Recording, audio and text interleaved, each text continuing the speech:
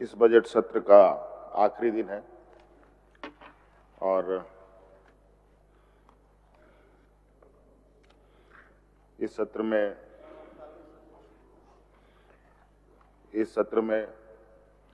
इस समापन के दौरान मुझे बात रखने का मौका दिया, इसके लिए बहुत बहुत धन्यवाद अध्यक्ष महोदय आपका। अध्यक्ष महोदय, अब कहां से शुरू करूं? विपक्ष की स्थिति देखिए, विपक्ष में तो दूर दूर तक कहीं कोई नजर नहीं आ रहा। बड़ा ही विचित्र है, खेल के मैदान में भी अगर प्रतिस्पर्धा हो रही और एक टीम ही गायब हो तो खेल का परिणाम क्या हो सकता है, आप अंदाजा लगा सकते हैं अध्यक्ष। तो ऐसा समझा जा रहा है कि मानो विपक्ष ने अपनी हार पहले ही मान ली है।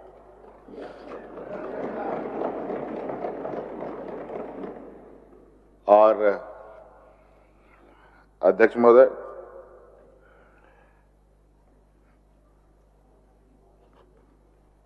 लोकतंत्र की दुहाई देने वाले लोग, संविधान की कस्में खाने वाले लोग इसी तरीके के हैं अध्यक्ष महोदय। ये बोलते कुछ हैं, करते कुछ हैं और देश को परिणाम कुछ और भुगतना पड़ता है। और यही वजह है कि आज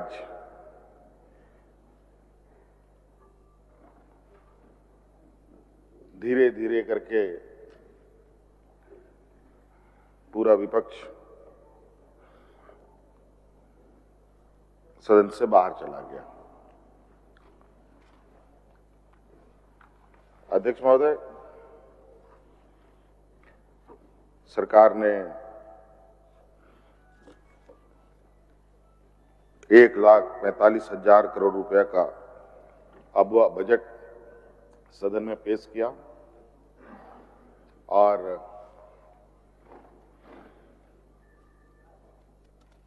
सदन ने इस बजट पर अपना मुहर भी लगाया। इसके प्रति मैं आपका आभार प्रकट करता हूं। माननीय सभी हमारे मंत्रिमंडल के सदस्यगण, विधायकगण, सत्ता पक्ष के लोग और विपक्ष के लोगों ने भी इस अबुआ बजट के डिबेट में अपना योगदान भी दिया, हिस्सा भी बने। कई एक माननीय सदस्यों ने अपनी अपनी बातें रखी।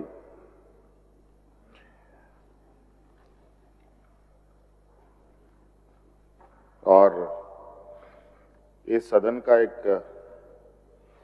इस बार सदन को एक सौभाग्य प्राप्त हुआ है। एक लंबे अंतराल के बाद हमें नेता प्रतिपक्ष भी मिला है।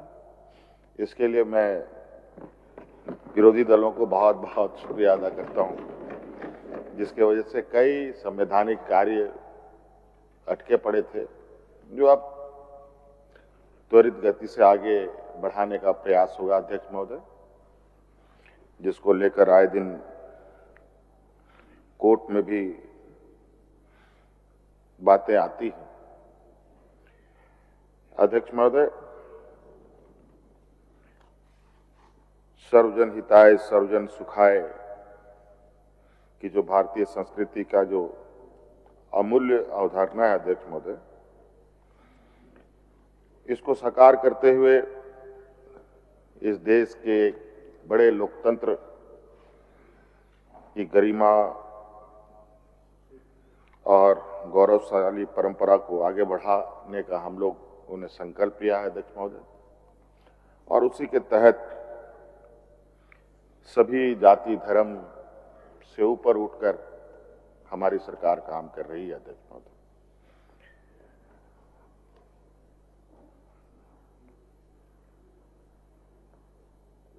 अगर अभी बातें रखी जाए तो अध्यक्ष महोदय 1-2 घंटे बहुत आराम से सरकार के संदर्भ में रखी जा सकती है अध्यक्ष महोदय। कोशिश करूंगा कि इसको संक्षिप्त करने का अध्यक्ष महोदय, आप देखते होंगे अध्यक्ष महोदय, हमारी सरकार विगत पिछले कार्यकाल से लेकर अब तक हमारे विपक्षों के कई चुनौतियों के बावजूद, कई षड्यंत्र रचने के बावजूद, सरकार को अपदस्थ करने के प्रयास के बावजूद आज पुनः इस राज्य के जनादेश को हम प्राप्त करने में सफल हुए। और सिर्फ सफल ही नहीं हुए अध्यक्ष महोदय, बल्कि इससे पूर्व के सरकार में जितने मजबूती के साथ हम लोग थे, उससे कहीं ज्यादा मजबूती के साथ आज इनके सामने हम लोग खड़े हैं। और ये अध्यक्ष महोदय, ये कुछ भी कह लें अध्यक्ष महोदय, अब धीरे धीरे राज्य और देश की जनता इनके असली चेहरे को देख रही है अध्यक्ष महोदय। धीरे धीरे इनका जो नकाब था अध्यक्ष महोदय, वो परत दर परत उतर रहा है। यही वजह है अध्यक्ष महोदय कि इस राज्य में अपने षड्यंत्र के जाल को बिछाने के लिए जब इस राज्य के हमारे विपक्ष के लोगों में कमी देखी गई, तो आयातित नेताओं के द्वारा यहां षड्यंत्र रचने का भी प्रयास हुआ। एक दिन नहीं, 2 दिन नहीं, महीनों महीनों अध्यक्ष महोदय, यहां तक कि मुख्यमंत्री, केंद्रीय मंत्री तक यहां महीनों महीनों तक मंडराते रहे अध्यक्ष महोदय। मुख्यमंत्री, कई राज्यों के मुख्यमंत्री तो अपने राज्य छोड़कर इसी राज्य में विचरण करने लगे थे अध्यक्ष महोदय। उनका राज्य कोई बाढ़ में डूब रहा है, कोई भुखमरी की स्थिति पर है, उससे कोई लेना देना नहीं इनको अध्यक्ष महोदय। किसी के ना नौजवान, ना किसान, ना आम नागरिक से कोई सरोकार रहा इनका अध्यक्ष महोदय। और आमतौर पर यह देखा गया अध्यक्ष महोदय, विपक्ष के लोग राज्य और देश के सर्वांगीण विकास की बातें सिर्फ कागजों पर करते हैं, जुबानों पर, भाषणों में करते हैं। वास्तविकता बिल्कुल इससे इतर है अध्यक्ष महोदय। ये सिर्फ और सिर्फ सत्ता में हम कैसे काबिज हों, चाहे राज्य की, देश की जनता उनको जनादेश दी हो या ना दी हो। अगर जनादेश ना भी मिला हो तो विधायकों को, सांसदों को तोड़ो फोड़ो, खरीदो, फिर खरीद बिक्री करके सत्ता में आओ। इनका यही उद्देश्य है। और इसके पीछे अध्यक्ष महोदय मुझे लगता है कि इसके पीछे भी एक बहुत बड़ा हिडन एजेंडा है। ये चाहते हैं देश में अधिक से अधिक राज्यों में इनकी सरकार हो और इस देश का जो सबसे मजबूत और सबसे कहा जाए कि इस देश के गरीब, गुरुआ, आदिवासी, दलित, पिछड़े, अल्पसंख्यकों के लिए जो एक सुरक्षा कवच है, इस देश का जो संविधान है, इस संविधान को उठा के फेंक देना और ये एक अपना संविधान इस देश में थोपने का एक लगातार षड्यंत्र चल रहा है अध्यक्ष महोदय। ये राज्य अध्यक्ष महोदय आदिवासी, दलित, पिछड़ा, अल्पसंख्यक बहुल राज्य है अध्यक्ष महोदय, और ये देश का सबसे पिछड़ा राज्य भी है अध्यक्ष महोदय। और शायद ये देश का संविधान ही है जिसके वजह से आज आदिवासी, दलित, पिछड़ा बच पाए हैं अध्यक्ष महोदय। नहीं तो अध्यक्ष महोदय, जो इनका वर्तमान राजनीतिक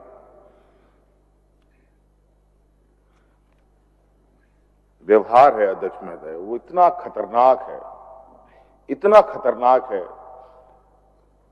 इसकी परिकल्पना नहीं की जा सकती है अध्यक्ष महोदय। इतना निचला स्तर का राजनीति मुझे लगता है देश आजाद होने के बाद कभी नहीं देखी गई।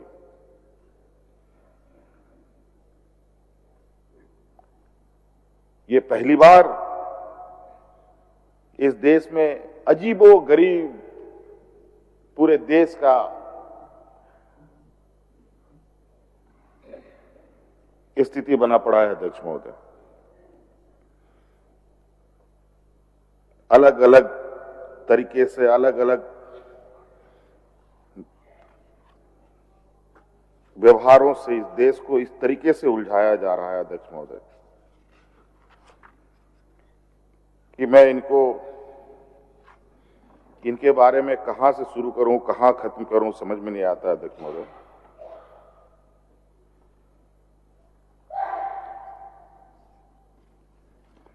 अध्यक्ष महोदय,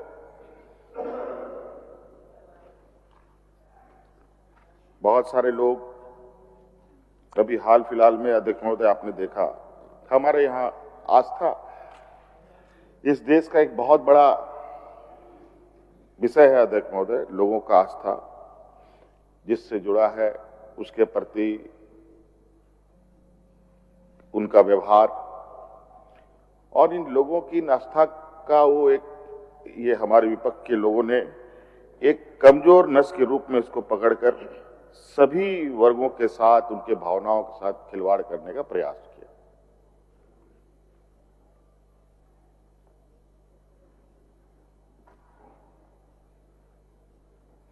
आपने देखा अध्यक्ष महोदय अभी हाल में ही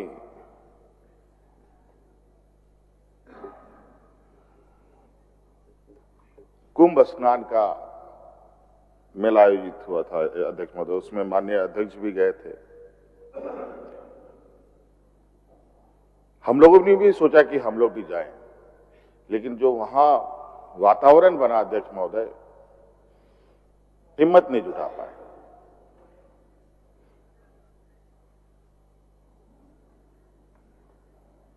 उसी में अध्यक्ष महोदय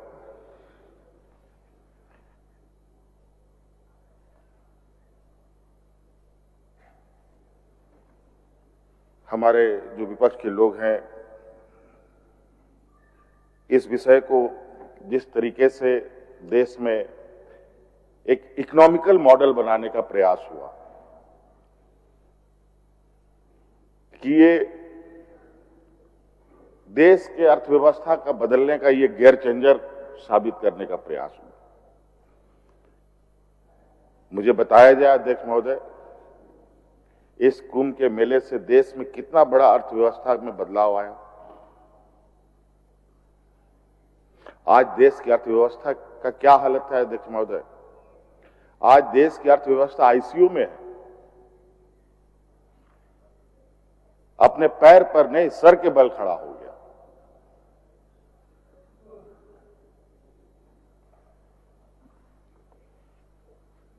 और ये धीरे धीरे और बुरी स्थिति में जाने की स्थिति में अध्यक्ष महोदय।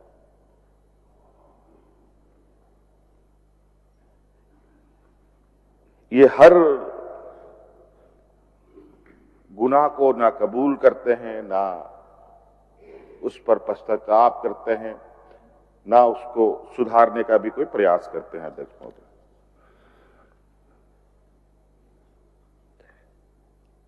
अध्यक्ष महोदय कई घटनाएं हैं, कई ऐसे विषय हैं जहां मुझे लगता है अभी बहुत समय लगेगा इस देश को, इस राज्य को या सभी राज्यों को जिस तरीके से देश में जातियों का वर्गीकरण है अध्यक्ष महोदय, उससे तो नहीं लगता है ये लोग कभी भी इस देश के लोगों को शांति से जीने देंगे। फूट डालो और राज करो की नीति को इन लोगों ने बिल्कुल हमसात कर रखा है। हमने पहले सुना था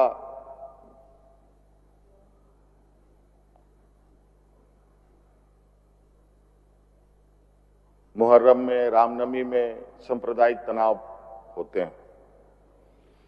अब तो होली में भी सुनने को मिल रहा है, कल दिवाली में भी सुनने को मिलेगा। अब क्रिकेट मैच में भी सांप्रदायिक दंगे होने लगे अध्यक्ष महोदय। अब कौन सा ऐसा दिन बचेगा अध्यक्ष महोदय जहां सांप्रदायिक तनाव ना फैले, ये बताइए। ये लोग कौन है, ये कहां से आते हैं ये लोग इस तरीके की चीजों को करने के लिए?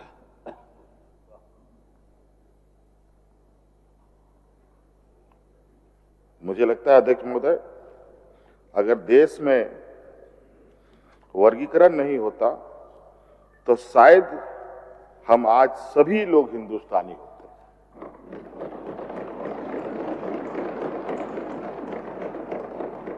तो अध्यक्ष महोदय, हम लोग बहुत पॉजिटिव राजनीति करने वाले लोग हैं अध्यक्ष महोदय, क्योंकि मेरा ये मानना है कि नेगेटिव चीजों पर ज्यादा ताकत लगता है अपेक्षाकृत सही काम करने की। जितनी ताकत मैं नेगेटिव चीजों पर लगाऊंगा, अगर उतनी ताकत अगर हम लोग अच्छे कामों के लिए करें तो कहीं बेहतर परिणाम हमें मिलेगा।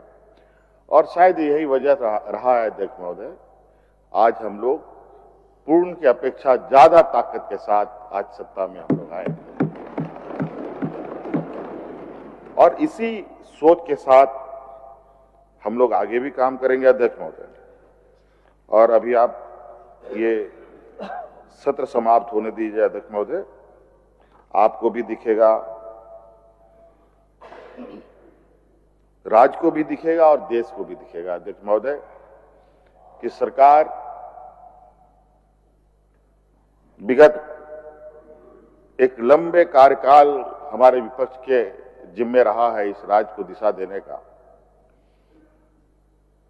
दिशा तो दे नहीं पाए, इस राज्य को भी भटका दिए, इस राज्य को भी एक दलदल में जाकर के खड़ा कर दिया और खुद भी भटक गए। और नतीजा है आज वो दिन ब दिन इनकी भी संख्या घट रही है।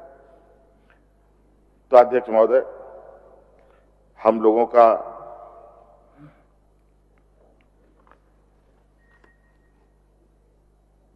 जो कार्य रहा है अध्यक्ष महोदय,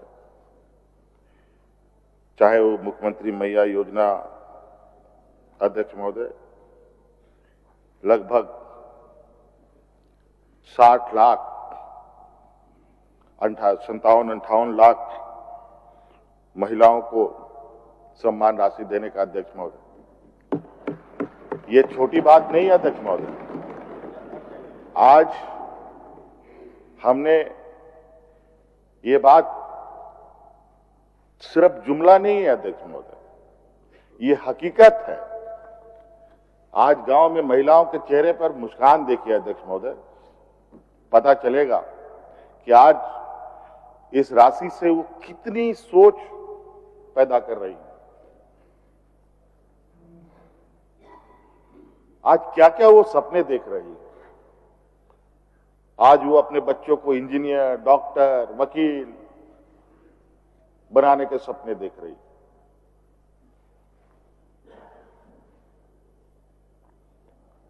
अध्यक्ष महोदय, ये अभी शुरुआत हम लोगों ने की है। अभी आपको साल 1.5 साल के बाद इस योजना का जो इम्पैक्ट है, उसका जो असर है होगा अध्यक्ष महोदय, वो पूरा देश को दिखेगा। और आज यही वजह है कि हमारे विपक्ष भी चुनावी मुद्दे में जाते हैं तो मैया सम्मान की बात करते हैं, लेकिन देने की मंशा इनकी उसमें भी नहीं है। अभी हाल के दिनों में दिल्ली में हमारे विपक्ष के लोगों ने एन केन प्रकार चुनाव जीतने का काम किया, सत्ता में आने का काम किया, और कैसे आए हैं वो भी जग जाहिर है अध्यक्ष महोदय। किस तरीके से चुनाव आयोग को इन लोगों ने अपने जूते के नीचे रखा है और इस सत्ता की सीढ़ियों में चढ़ने का प्रयास कर रहे हैं, वो भी जग जाहिर है अध्यक्ष महोदय। लेकिन वहां पर भी मैया सम्मान के नाम पर अभी भी गोल मोल इनकी कार्य योजना चल रहा है। हमसे पहले चुनाव हुए कई राज्यों की सरकार जिन्होंने ये वादा करके चुनाव में गए थे कि हम लोग मैया सम्मान देंगे, वहां भी अभी तक ये योजना शुरू नहीं कर पाए।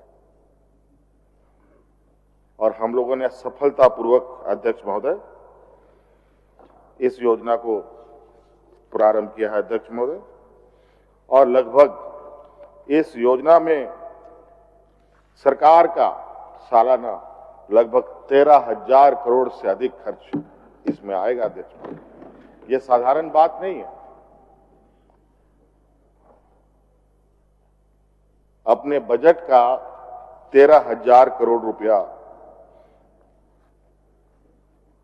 और वो इसी दूरदर्शिता के साथ रखा गया था अध्यक्ष महोदय कि हमें पता है अध्यक्ष महोदय, और हमारी व्यवस्था के बारे में भी हमें पता है कि हम कितने सक्षम हैं, हमारी व्यवस्था कितनी सक्षम है। आज व्यवस्था के साथ साथ अध्यक्ष महोदय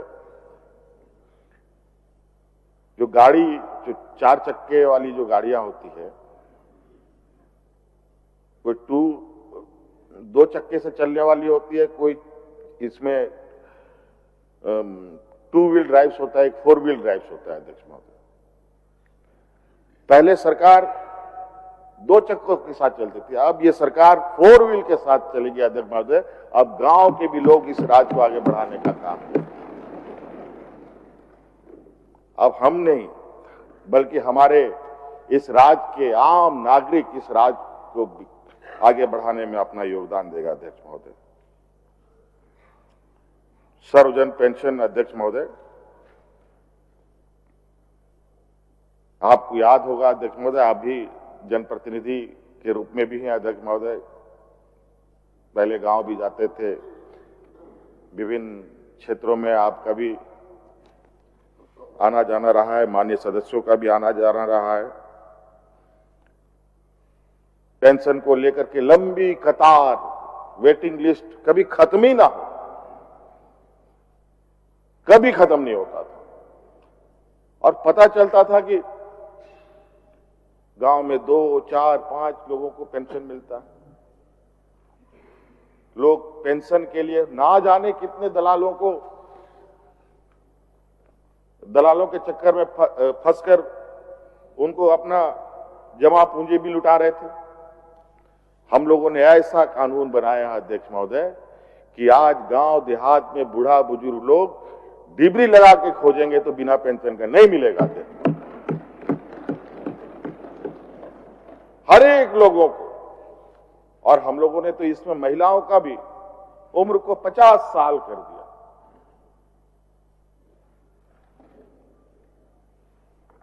अध्यक्ष महोदय, ये राज्य गरीब है, पिछड़ा है। इस राज्य की जनता का सामाजिक सुरक्षा पर सरकार का बहुत ज्यादा ध्यान रहा है अध्यक्ष महोदय, क्योंकि हमने देखा अध्यक्ष महोदय, हमारे विपक्ष के लोगों ने इस राज्य को उस स्थिति पर लाके खड़ा किया था जहां लोग राशन कार्ड हाथ में लेकर के भूख से मरा था अध्यक्ष महोदय। 1 नहीं, 2 नहीं, दर्जन भर लोग मरे। किसानों ने आत्महत्या भी की थी अध्यक्ष महोदय, ये हमने खुद देखा भी था।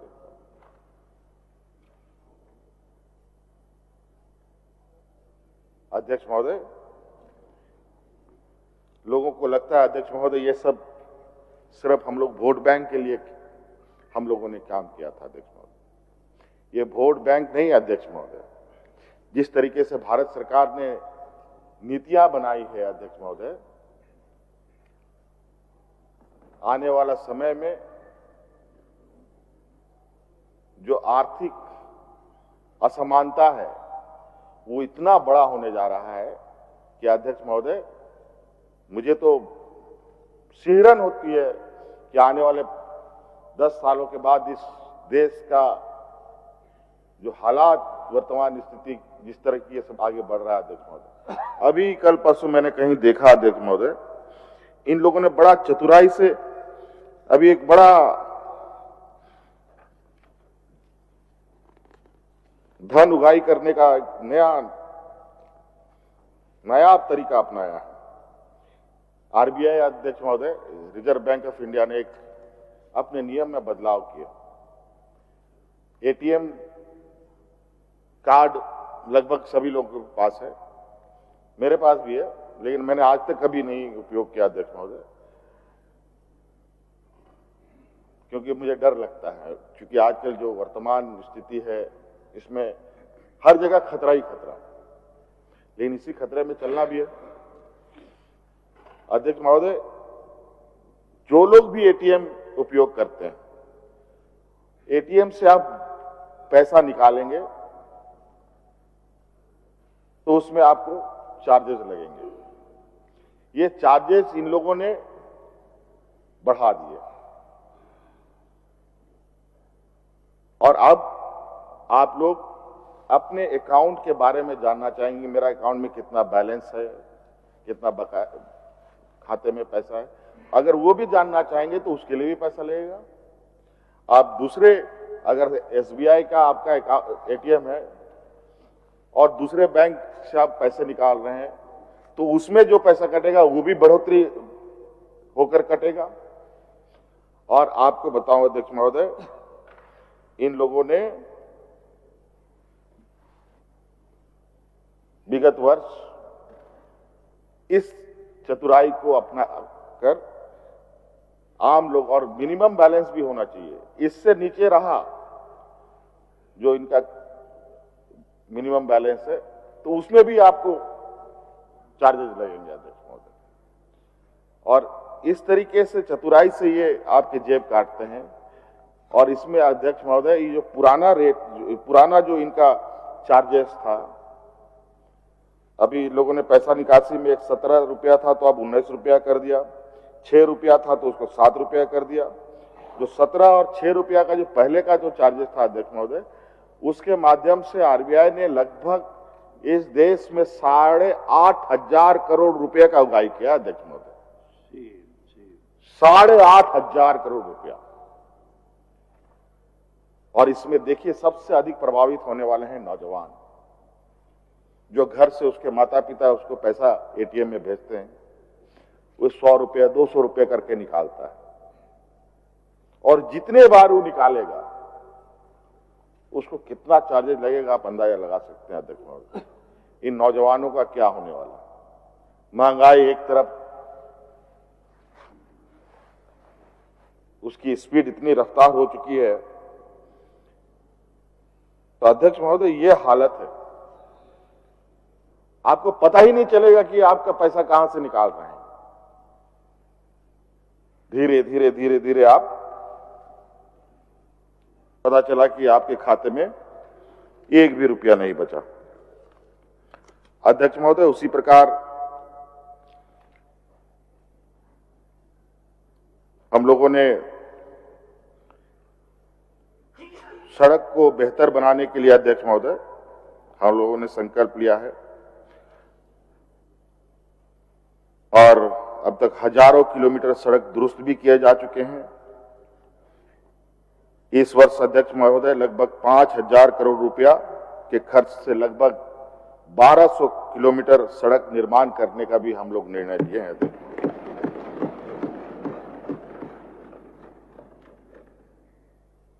इस राज्य में अध्यक्ष महोदय छोटे मंझोले उद्योग कैसे स्थापित हो, एमएसएमई, इसको लेकर अध्यक्ष महोदय बहुत दिनों से बहुत मंथन, चिंतन, कॉन्क्लेव, बहुत सारी चीजें की गई अध्यक्ष महोदय।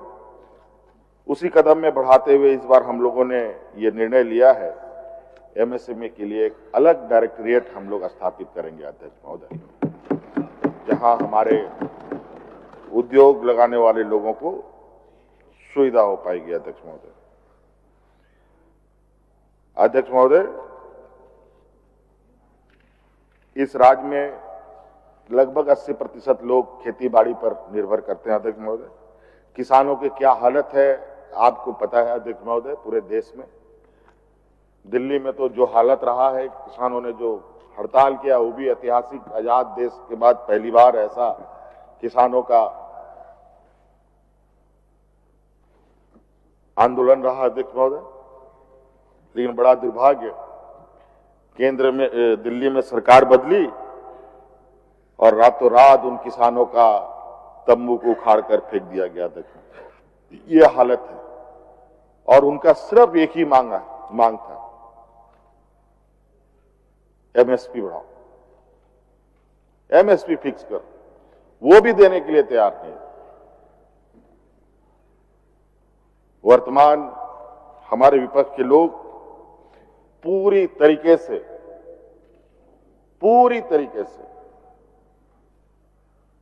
ऐसे हाथों की कठपुतली बन चुके हैं। अध्यक्ष महोदय, जहां पर किसानों के लिए, आदिवासी, दलित, पिछड़ों के लिए कोई जगह नहीं है। अध्यक्ष महोदय, इसी क्रम में अध्यक्ष महोदय, हमारी सरकार ने लगभग 4 लाख से ज्यादा किसानों का 2 लाख तक का ऋण माफ करने का काम किया है।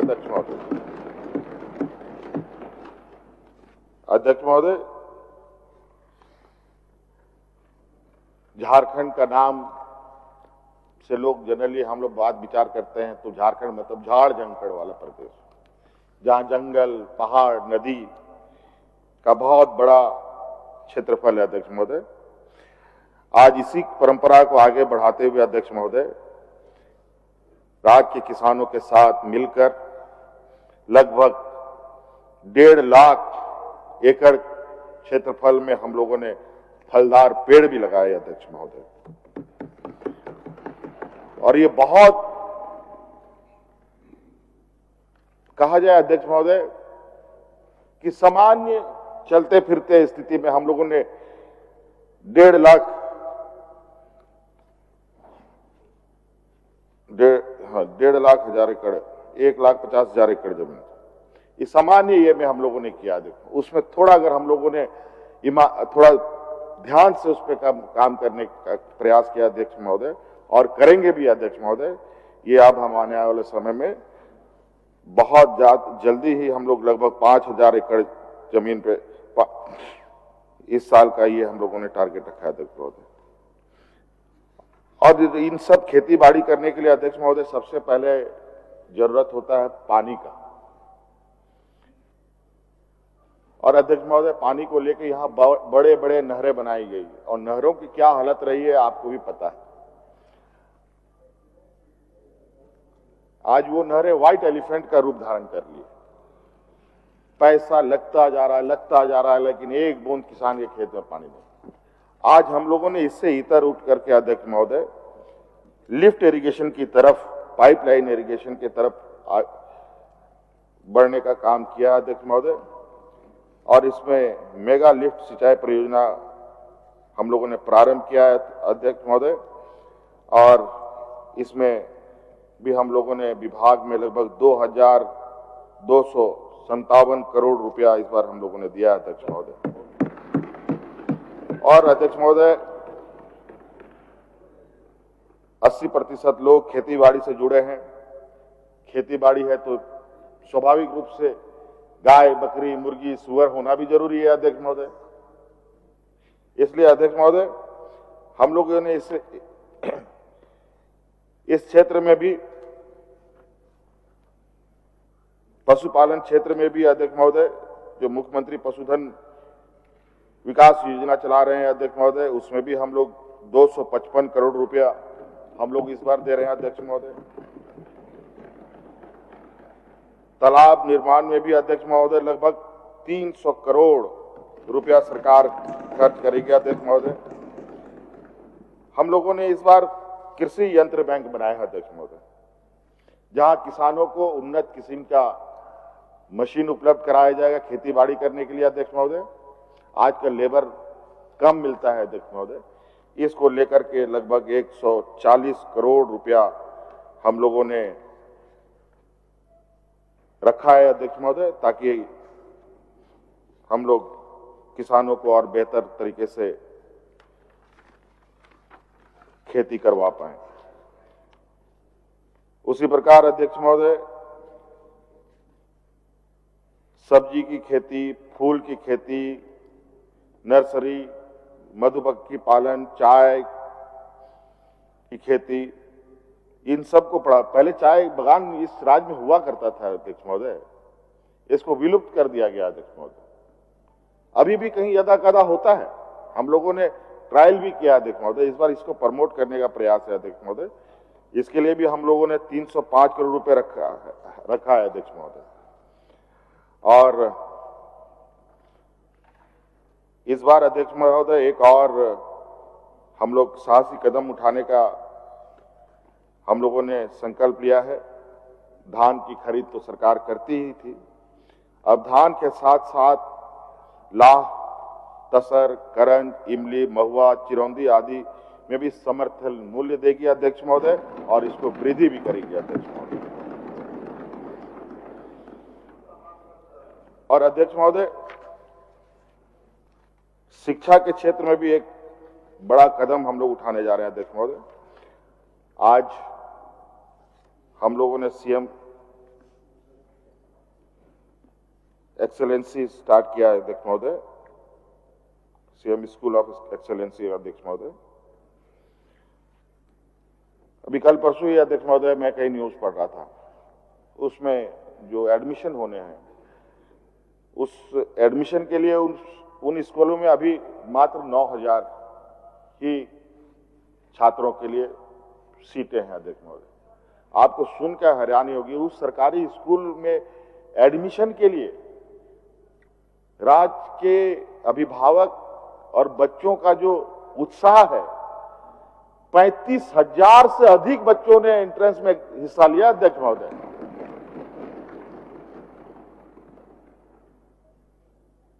और आप देखेंगे अध्यक्ष महोदय आने वाला समय में आईआईटी, मेडिकल और भी कॉम्पिटिटिव एग्जाम में हमारे ये सीएम स्कूल ऑफ एक्सेलेंस से कितने बच्चे निकले बड़े पैमाने पर। और आज हम लोगों ने तो इस राज्य में जो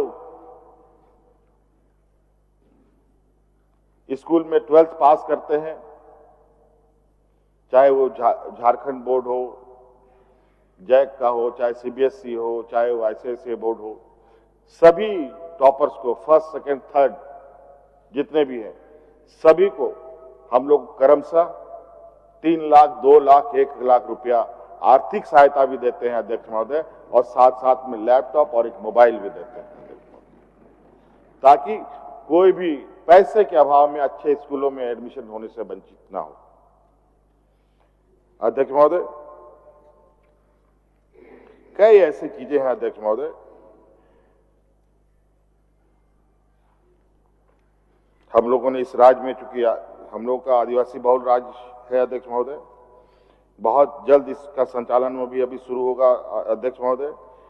हम लोगों ने इसीलिए ट्राइबल यूनिवर्सिटी का भी स्थापना किया अध्यक्ष महोदय, जिसका अभी बहुत जल्दी उसका हम लोगों ने जमशेदपुर में भी बिल्डिंग को इसको आवंटित किया है अध्यक्ष महोदय। तो कई ऐसी चीजें हैं। और इसके साथ साथ एक और अध्यक्ष महोदय, समाज के अंदर कई ऐसे लोग भी हैं जो कई चीजों से असहाय होते हैं, जैसे दिव्यांगजन, अनाथ बच्चे। इन सब बच्चों के लिए भी सरकार अपनी मानवीय भाव रखती है अध्यक्ष महोदय। और इसमें 10वीं 12वीं क्लास के जो बच्चे हैं अध्यक्ष महोदय, जो अनाथ और दिव्यांग बच्चे हैं, उन बच्चों को उच्च शिक्षा के लिए ट्यूशन फी के रूप में अध्यक्ष महोदय हम लोग सालाना 10 लाख रुपया खर्चा करेंगे अध्यक्ष महोदय। और दैनिक उपभोग अध्ययन सामग्री इत्यादि के लिए 4,000 रुपये प्रति माह आर्थिक सहायता प्रदान करने के लिए हम लोग वाल्मीकि छात्रवृत्ति योजना प्रारंभ करने जा रहे हैं। हमारे विपक्ष के लोगों ने इतने बड़े कार्यकाल में नेतरहाट जैसे प्रतिष्ठित स्कूल का बेड़ा गर्क कर दिया अध्यक्ष महोदय। यह हाल कर दिया अध्यक्ष महोदय। मैं एक बार गया था, संघर्ष यात्रा एक हमारा चल रहा था, इन्हीं को सत्ता से बेदखल करने का हमारा दौरा चल रहा था अध्यक्ष महोदय। उसमें मैं गया था। उस बिल्डिंग को देखने के बाद मुझे इतनी निराशा हुई कि एक कहा जाए कि हेरिटेज बिल्डिंग स्कूल इतना खूबसूरत प्रकृति के गोद में, जहां लोग नक्सल के नाम पर डराते धमकाते रहे, वहां पर इतने वर्षों तक बच्चे कैसे खुशहाल रहते थे, ये हमारे समझ से परे। और ये भी पता है अध्यक्ष महोदय, नेतरहाट वो स्कूल है जहां से देश को सबसे अधिक IAS IPS मिले हैं अध्यक्ष महोदय, और उस स्कूल का इन लोगों ने बेड़ा गर्क कर दिया। और उसी समय मैं वहां के प्रिंसिपल से कहा, वो चूंकि झारखंड बोर्ड के तहत आता है, वो हिंदी मीडियम में चलता था अध्यक्ष महोदय, और उसी समय हमने कहा था कि इसको इंग्लिश मीडियम में भी कन्वर्ट किया जाए, इंग्लिश मीडियम के माध्यम CBSE का भी कोर्स इसमें इंट्रोड्यूस किया जाए, क्योंकि अभी प्रतिस्पर्धा का वक्त है। और मैं जब दोबारा गया अध्यक्ष महोदय, मुझे खुशी हुई कि यह CBSE के साथ भी वो जुड़ चुका है। और अध्यक्ष महोदय, आज हम लोगों ने उसी विद्यालय के तर्ज पर इस राज्य में दुमका में, चाईबासा में, बोकारो में स्कूल बनाने का निर्णय लिया है अध्यक्ष महोदय। अध्यक्ष महोदय, इसी तरीके से जमशेदपुर, गुमला, साहिबगंज में नए विश्वविद्यालय, जमशेदपुर, धनबाद, खूंटी, रांची, गुमला, साहिबगंज, गिरिडीह में तकनीकी महाविद्यालय, मेदिनीनगर, जमशेदपुर, रांची, धनबाद, हजारीबाग, देवघर में school of business and mass communication start करेंगे अध्यक्ष महोदय। और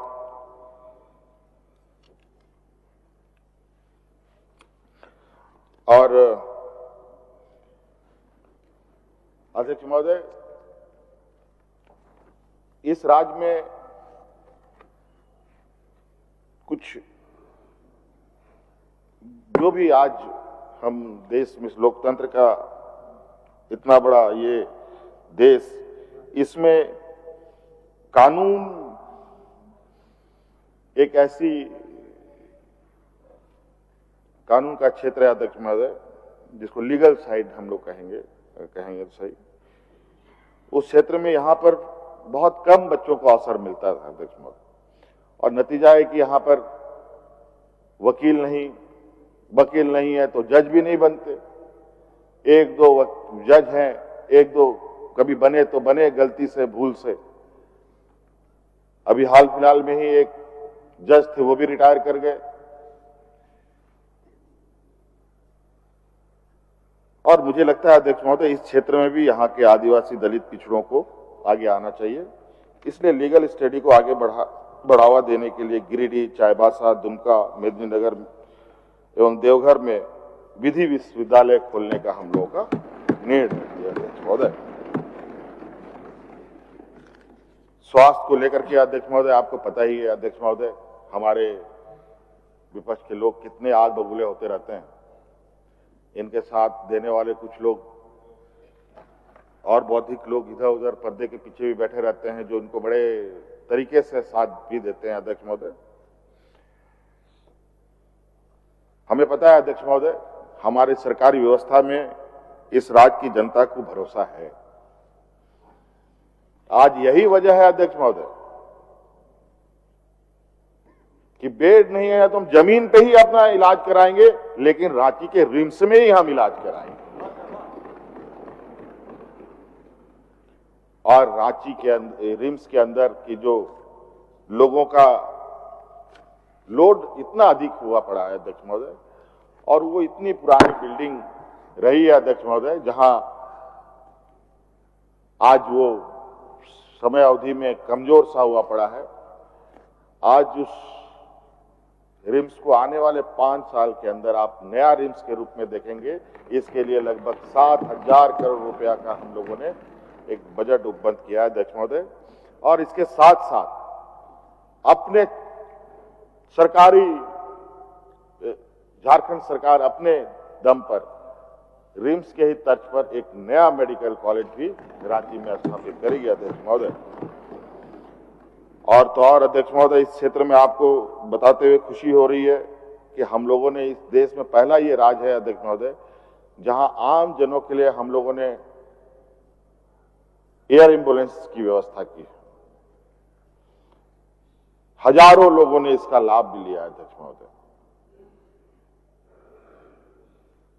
अध्यक्ष महोदय, इसमें एक कदम और आगे बढ़ते हुए अभी इस विषय पर हम लोग कार्य योजना लगभग आखिरी चरण पर है।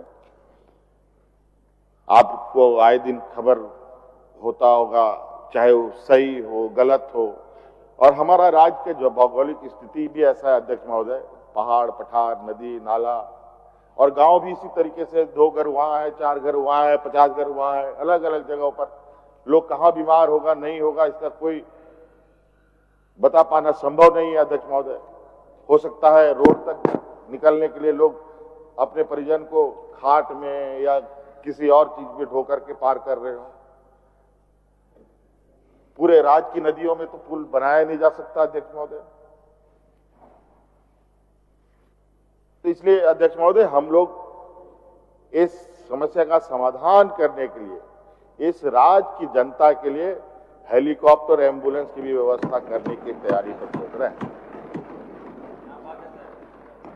इसकी मैपिंग हो रही है,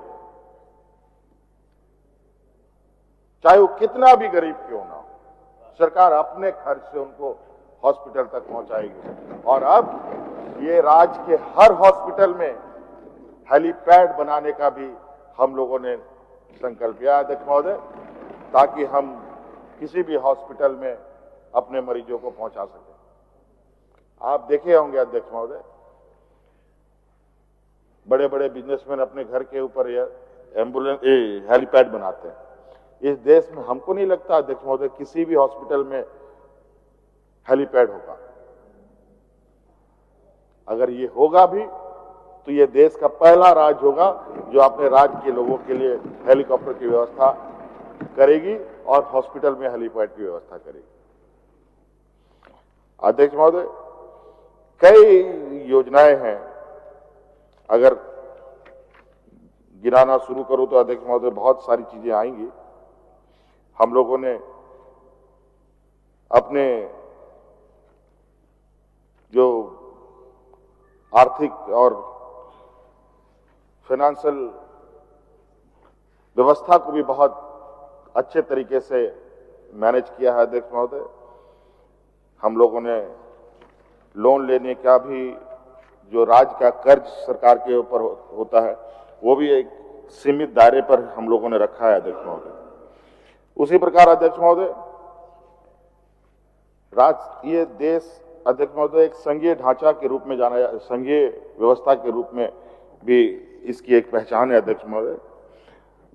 जितनी ताकत हम लगाएं उतना ताकत केंद्र सरकार को भी सहयोग के रूप में देना पड़ता है अध्यक्ष महोदय। लेकिन हमें यह बार बार ये एहसास कराया जाता है कि आप डबल इंजन की आप सरकार नहीं है तो आपके साथ सौतेला व्यवहार किया जाएगा। और ये बिल्कुल स्पष्ट रूप से दिख रहा है अध्यक्ष महोदय। आप देख रहे हैं अध्यक्ष महोदय, इस राज्य में सब, मुझे लगता है अगर खनन गतिविधियां यहाँ होती है अलग अलग खनिज संपदाओं का, तो मुझे लगता है इस देश में सबसे अधिक खनन कार्य अगर हो रहा होगा तो झारखंड प्रदेश में ही हो रहा होगा अध्यक्ष महोदय। चाहे कोयला हो, लोहा हो, तांबा हो, जो भी हो,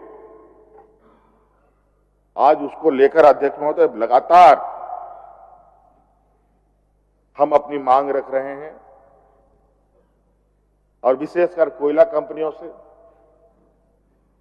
अभी तो एक ही क्षेत्र में अभी घुस पाए हैं। कोयले के क्षेत्र में 1,36,000 करोड़ रुपया का बकाया, केंद्र सरकार कभी बोलता है हाँ, कभी बोलता है ना अखबारों में, लेकिन आज 1,36,000 करोड़ रुपए में हमें पैसे आए हैं अध्यक्ष महोदय, ऐसे नहीं है कि नहीं आए हैं। इसके एवज में हमें पैसे आए हैं बहुत कम, मुझे लगता है कि 2,500-3,000 करोड़ रुपए से अधिक नहीं आया होगा, लेकिन 1,36,000 करोड़ रुपए अध्यक्ष महोदय, ये इतना बड़ा बजट है। अगर ये पैसा एक मुश्त हमें दिया जाए अध्यक्ष महोदय, तो मैं आपको वादा करता हूं अध्यक्ष महोदय, हमारे जैसे राज्यों को ये राज्य कर्ज देने की स्थिति में आ जाएगा अध्यक्ष महोदय। हम लोग कर्ज देंगे अध्यक्ष महोदय, ये स्थिति पर इस राज्य को खड़ा किया जा सकता है, लेकिन ये लोग देंगे नहीं। ये चाहते नहीं है कि ये राज्य आगे बढ़े, ये चाहते नहीं यहाँ के आदिवासी, दलित, पिछड़ा मजबूत हो। इनको तकलीफ होती है अध्यक्ष महोदय, हम जैसे लोग, आदिवासी समाज से आने वाले, दलित समाज से आने वाले लोग मंत्री बने, मुख्यमंत्री बने, इनको तकलीफ होती है, आंखों में चुभता है। इनको अच्छा नहीं लगता है कि हम लोग हवाई जहाजों में घूमें। ये सब इनके लिए पैटेंट हुआ पड़ा है, इसमें यही लोग चढ़ेंगे, यही इनका संकल्प है। और दूसरा कोई हाथ भी लगाया तो उसका हाथ काट दो। ऐसी कई घटनाएं हुई है, आदिवासी दलित को ऊपर पेशाब कर देना। अभी तो कल परसों ही कोई एक कहीं किसी जगह का मैं खबर देख रहा था, एक नौजवान, दलित नौजवान मोटरसाइकिल बुलेट पे सवार होकर जा रहा था, कहीं उसको संभ्रांत नौजवान लोग मिला, पहलवान लोग, उसको उतारा, उसका हाथ काट दिया। बताइए क्या तमाशा है अध्यक्ष महोदय।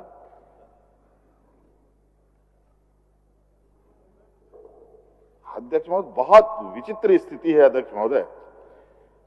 उसी प्रकार अध्यक्ष महोदय, मनरेगा जैसे महत्वपूर्ण योजना, मुझे लगता है देश का गांव देहात और मजदूर वर्ग का व्यक्ति मनरेगा के नाम से ही जिंदा है। पैसा तो उसको कब मिलता है, नहीं मिलता है, वो खुद ही समझता होगा अध्यक्ष महोदय, लेकिन मनरेगा के नाम से ही जिंदा रहता है, क्योंकि उसको पता है कि ये एक ऐसी योजना है जो विशुद्ध रूप से ऐसे लोगों का सहारा है जिसका कोई सहारा नहीं। आज इसके लिए भी अध्यक्ष महोदय 1,200 करोड़ रुपए केंद्र सरकार का बकाया अध्यक्ष महोदय। हम लोगों ने अपने रिवॉल्विंग फंड भी रखे, वो भी खत्म हो गया। पता चला अध्यक्ष महोदय सारा फंड मनरेगा ये में ही चला जाए। तो अध्यक्ष महोदय ऐसे कई चीजें हैं अध्यक्ष महोदय। उसी प्रकार लोगों को स्वच्छ पानी उपलब्ध कराने को लेकर अध्यक्ष महोदय बड़े पैमाने पर कभी कहीं चापाकल गड़ रहा है, कहीं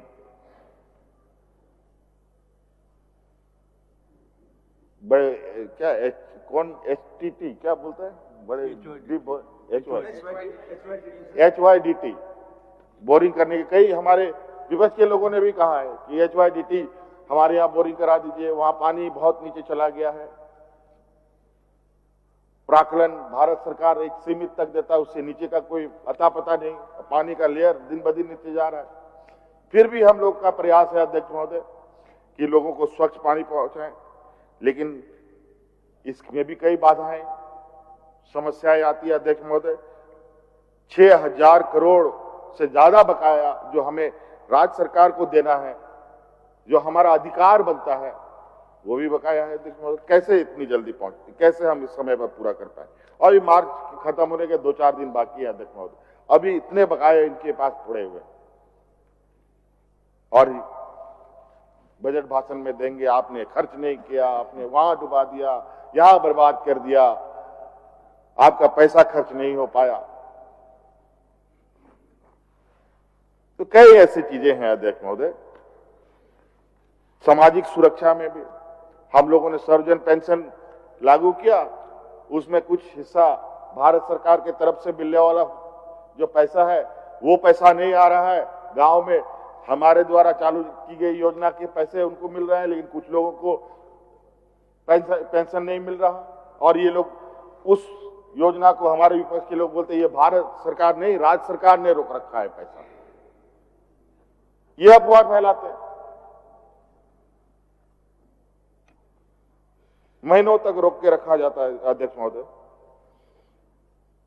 और गरीबों को आवाज देने की बात हमारे प्रधानमंत्री जी लगातार बोलते हैं, हर गरीब को आवाज देंगे। आवाज कहां से देंगे आप? जिस तरीके से सौतेला व्यवहार करेंगे तो कहां से गरीबों को आवाज पहुंचेगा अध्यक्ष महोदय? हमारा जो आवंटन है वो आवंटन हम अपने डबल इंजन की सरकारों को दे देते हैं। अध्यक्ष महोदय, इसीलिए हम अपने पैरों पर खड़ा होना चाहते हैं और दिन रात इस विषय पर हम लोग काम कर रहे हैं। अध्यक्ष महोदय, हम लोग अपना संसाधन भी जुटाने में कोई कसर हम लोगों ने नहीं छोड़ा है।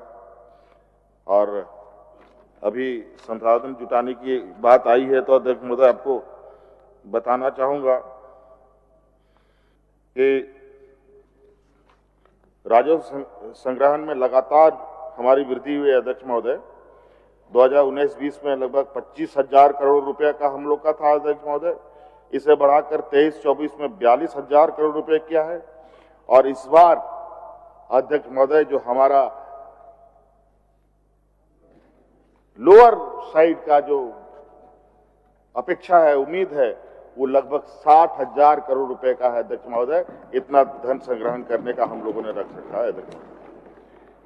तो अध्यक्ष महोदय, इसी प्रकार कई ज्वलंत विषय हैं, जैसे इस राज्य के जो मूल आत्मा कहा जाए अध्यक्ष महोदय, मूल भावना कहा जाए अध्यक्ष महोदय, जैसे हमारे पिछड़े वर्गों को 27% का आरक्षण देने का अध्यक्ष महोदय, हमारे आदिवासी भाइयों को सरना आदिवासी धर्म कोड देने का बात हो अध्यक्ष महोदय, चाहे खतियान आधारित स्थानीय नीति की बात हो अध्यक्ष महोदय, ये सारे जो ज्वलंत विषय हैं अध्यक्ष महोदय, ये सभी चीजों पर हमारे भारत सरकार ने अपनी कुंडली मार करके ये बैठे पड़े हैं अध्यक्ष महोदय।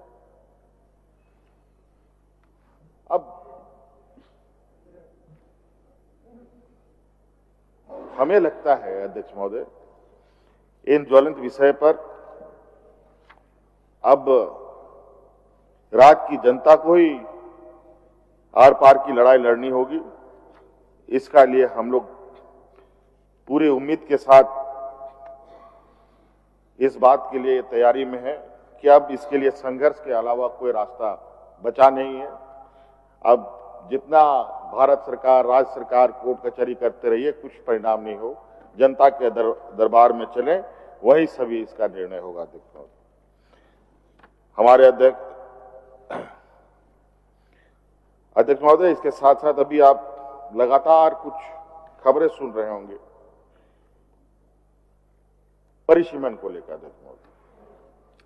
अभी देश में पूरा ये चर्चा का विषय हुआ पड़ा है। कई राज्य में तो गोष्ठियां भी लगना शुरू हुई है। और ये परिसीमन नहीं है अध्यक्ष महोदय,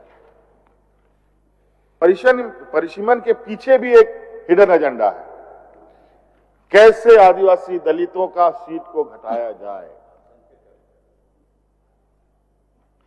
पिछला बार यही प्रयास हुआ था। माननीय हमारे वरिष्ठ यहां सदस्य हैं, इन सभी को मालूम है और आप भी हैं सर, कि आदरणीय दिसंबर शिबू सोरेन जी के नेतृत्व में उस समय यह परिसीमन को तो रोका गया, लेकिन इस बार बड़ी चतुराई से और बड़े सोच समझ के साथ पूरे देश में परिसीमन का एक षड्यंत्र बिछाया गया है अध्यक्ष महोदय।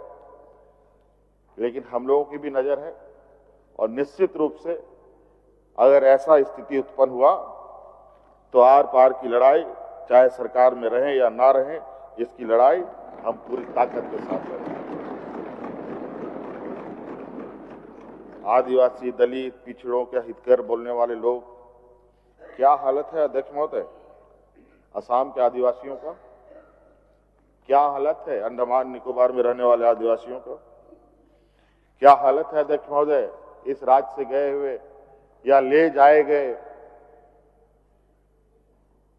मजदूरों के रूप में अलग अलग राज्यों में, चाहे बेंगलोर हो और भी राज्य के अलग अलग कोने में, वहां पर आदिवासियों का आज तक उन आदिवासियों को आदिवासी का दर्जा नहीं मिला। असम के मुख्यमंत्री जी तो झारखंड में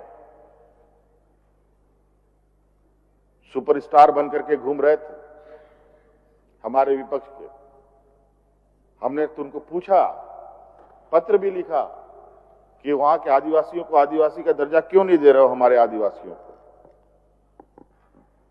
तो वो भी गोलमोल जवाब दे रहे हैं। जो भारत सरकार आदिवासियों के लिए विशेष योजना बनाती है और उसके लिए जो विशेष राशि भी आवंटन करती है, जो विशेष समुदाय को ही जाना है और उनको पता है कि ये विशुद्ध रूप से ये आदिवासी हैं, लेकिन उनको आदिवासियों का हक नहीं मिलता। हमने तो कहा अध्यक्ष महोदय, आप हमें सहयोग करें, चाहे वो आसाम में रहने वाले हमारे झारखंडी आदिवासी हों या अंडमान निकोबार में रहने वाले झारखंडी आदिवासी हों। झारखंड के आदिवासियों को जो हम सहायता देते हैं, जो सहयोग देते हैं, वहां के भी आदिवासियों को जो हमारे गए हुए हैं उनको हम लोग सहयोग करने के लिए तैयार हैं। अध्यक्ष महोदय, इनके नेता बड़े चालाक, इनकी जो टीम है अध्यक्ष महोदय बड़ा ही विचित्र है। ऐसा टीम शायद देश पहली बार देख रहा है और शायद ये आखिरी बार ही देखेगा। ऐसा दूसरा भी कोई बन नहीं पाएगा अध्यक्ष महोदय। अलग अलग माध्यमों से, अलग अलग चैनलों से ऐसे ऐसे बातों को, ऐसे ऐसे जहर बोने का काम करते हैं जहां लोगों में तनाव पैदा हो, लोगों में एक अहोपहो की स्थिति उत्पन्न हो। आपने सुना ही होगा, एक नेता कहता है कि संथाल परगना को इस राज्य से अलग कर दो, सुना ही होगा। तो दूसरे नेता बोलते हैं सरायकेला खारसवा को अलग कर दो। क्या मजाक है देखो, ये इनके नेता हैं। तो इनके साथ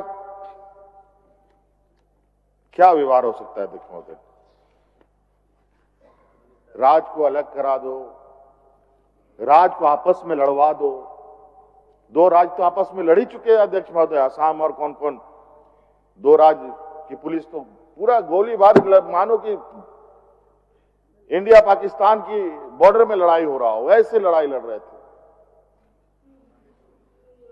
जातियों में लोगों को लड़वा दो, घर घर में लोगों को लड़वा दो। पता नहीं कौन सा यूनिवर्सिटी से ये लोग डिग्री लेके आए हैं अध्यक्ष महोदय, ये समझ से परे।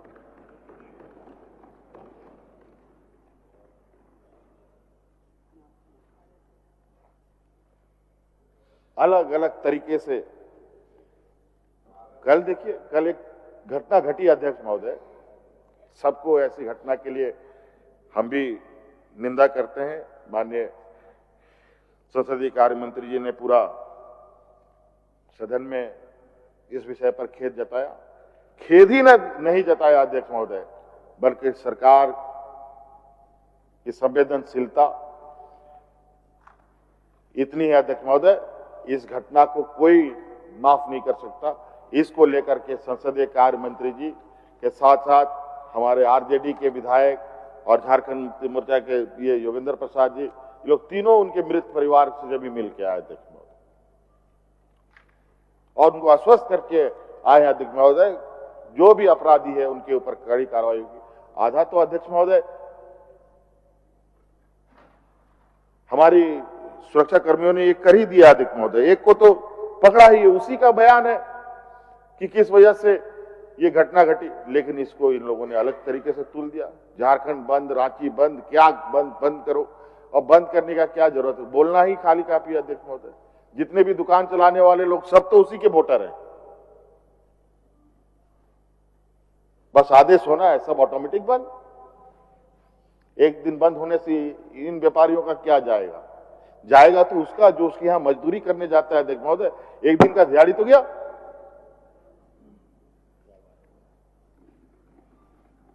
तो अध्यक्ष महोदय ये बहुत चतुर है, पैसे वाले हैं ना, तो पैसे वाले लोग हमेशा अपने इस तरीके से चीजों का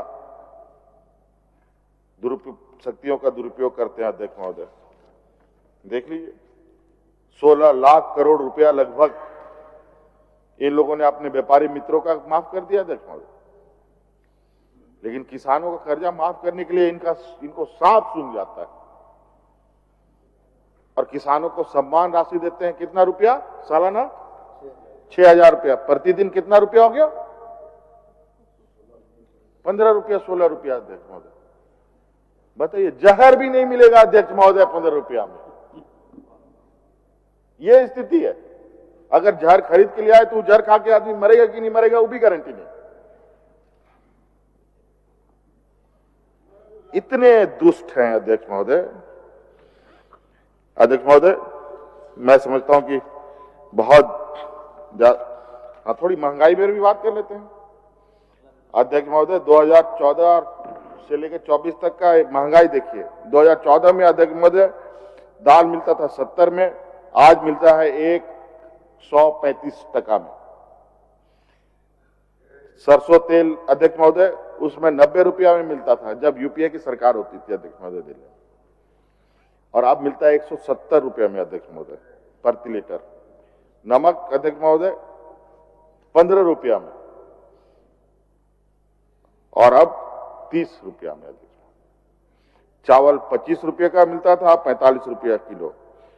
डीजल 55 रुपया, आज 95 रुपया। पेट्रोल 70 रुपया, अब 105 रुपया। और रुपया का जो वैल्यू है 60-65 था, अब 90-95 हो गया। स्वाभाविक है। और आज जो स्थिति है अध्यक्ष महोदय, इन लोगों ने जो स्थिति उत्पन्न कर दी, वो स्थिति इतनी बुरी है कि रहा खा कसर इन लोगों ने नोटबंदी करके पूरा देश की व्यवस्था को ही चौपट कर दिया अध्यक्ष महोदय, पूरी तरीके से। हाँ, इनको सफलता मिली है। पूरा देश के लोगों के ऊपर जो हम 125 करोड़ या 150 करोड़ कह लें लोग के ऊपर जो टैक्स लादा है अध्यक्ष महोदय, इस तरीके से टैक्स जो मैंने अभी आपको बताया अध्यक्ष महोदय, किस तरीके से एटीएम में सरकारी चोरी हो रही है अध्यक्ष महोदय। सरकार आपके टैक्स के नाम पर, चार्ज के नाम पर तस्ली कर रही है। उसी प्रकार अध्यक्ष महोदय इतना टैक्स लाद दिया है, आम लोगों का मोटा मोटी मान के समझिए अध्यक्ष महोदय, इन लोगों ने चमड़े निकाल लिया अध्यक्ष महोदय।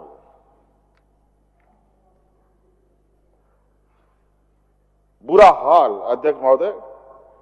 और आज स्थिति ये है, जो आर्थिक असमानताएं हैं, अमीरी गरीबी इतना बढ़ने लगा है, और कोई डर से बोल नहीं रहा है।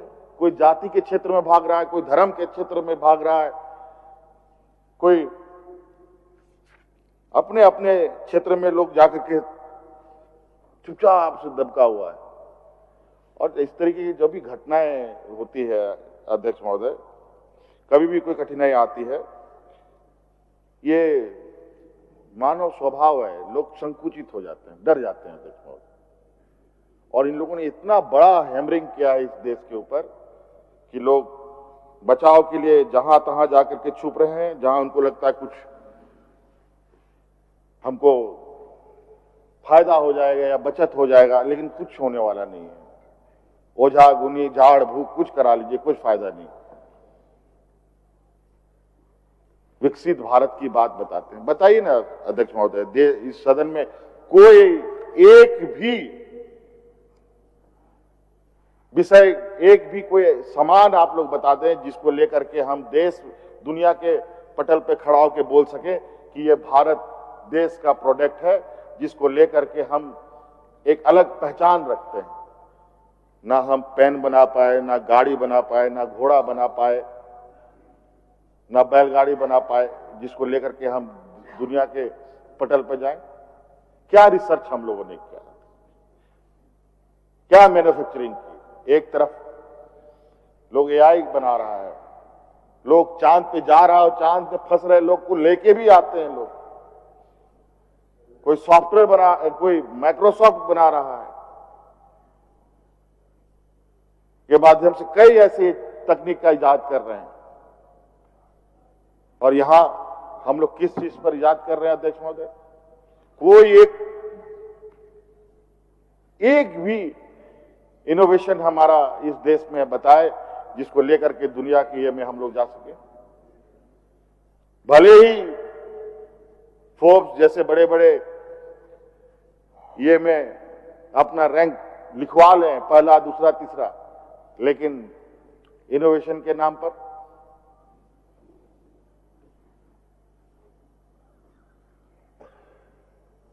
ये देश बड़ा ही विचित्र तरीके से चल रहा है। देखो, यहां दो तरीके की चीजें चल रही है, एक लॉजिक, एक मैजिक। लॉजिक जो अमेरिका, चाइना लोग अपनाते हैं, साइंटिस्ट बनते हैं, बड़े बड़े इनोवेशन करते हैं, और हम लोग मैजिक, हमारे बाबा जियों का मैजिक सुन सुन करके हम लोग पूरा अपना बुद्धि विवेक को मोक्ष प्राप्त करने में लगे हैं। तो कई चीजें हैं अध्यक्ष महोदय, क्या हम बोले। कभी कभी तो समझ में नहीं आता कि हम लोग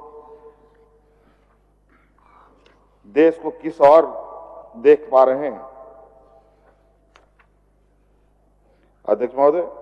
इसलिए मैं समझता हूं कि बहुत ज्यादा बोलने की आवश्यकता नहीं है अध्यक्ष महोदय। और मैं बहुत कुछ है, मैंने कहा कि पहले बहुत बोला जा सकता है, लेकिन मैं चाहता हूं कि अब यहीं समाप्त कर दिया जाए। अब खामखा भाषण पे समय ना देकर के काम पर ज्यादा ध्यान दिया जाए, और इसी आशा उम्मीद के साथ कि एक मजबूत पारी अब नई सरकार खेलेगी। पूरी हमारी ये महागठबंधन की सरकार मजबूती के साथ आने वाले इस 5 साल को और इस राज्य को एक 5 साल अध्यक्ष महोदय 25 साल का ये राज्य है। 25 साल बच्चा जन्म होता है तो एक बेगे 25 साल नहीं हो जाता है। 25 साल में 25 साल उसको अब साल का समय तय करना पड़ता है।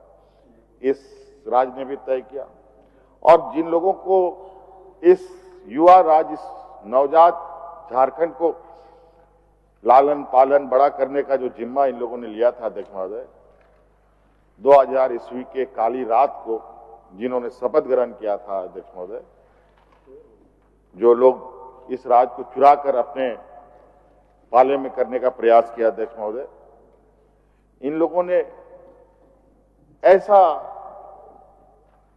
इन वर्षों में किया कि आज इस राज्य को भी एक दिशा देने के लिए हम लोग पूरी ताकत के साथ, और लोगों को इस बात का विश्वास हुआ अध्यक्ष महोदय, और यही वजह से कि अभी अभी हाल में ही इस राज्य का जनादेश ये बताती है कि इस राज्य के लोगों का विश्वास इस सरकार पर है, हम पर है अध्यक्ष महोदय।